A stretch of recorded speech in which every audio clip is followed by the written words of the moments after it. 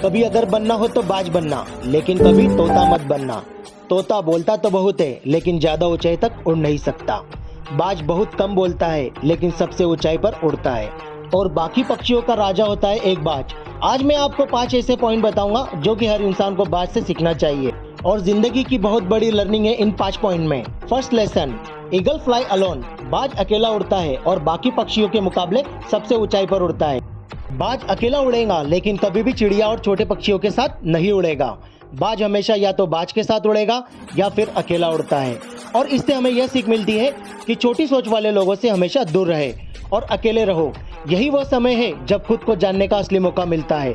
दूसरा लेसन, बाज का विजन बहुत ज़्यादा क्लियर होता है और बहुत ज़्यादा स्ट्रांग होता है। बाज अपने शिकार को 5 किलोमीटर दूर से ही देख लेता है और जब उसे एक बार अपना लक्ष्य दिख जाता है, बाज उसके बाद चाहे रास्ते में कितनी भी मुश्किल क्यों ना आए, वो अपने लक्ष्य को हासिल करके ही दम लेता है। इससे भी हमें बहुत बड़ी सीख मिलती है कि अपना विजन क्लियर रखो और उसे हासिल करने में फिर चाहे कितनी भी मुश्किल क्यों ना आए, पीछे मत हटो उस बाज की तरह।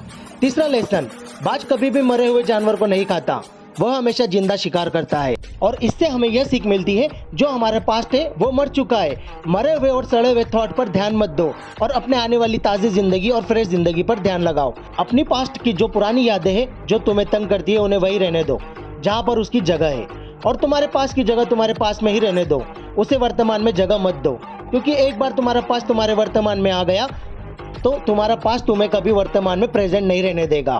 पास में तुम्हारे साथ कितना भी बुरा क्यों ना हुआ हो, वह सब यादें वह सब थॉट मर चुके हैं और उस बाज की तरह बनो जो कभी भी मरी हुई चीजें नहीं खाता। चौथा लेसन, जब आंधी तूफान आते हैं तो बाज बहुत ज़्यादा एक्साइटेड हो जाता है।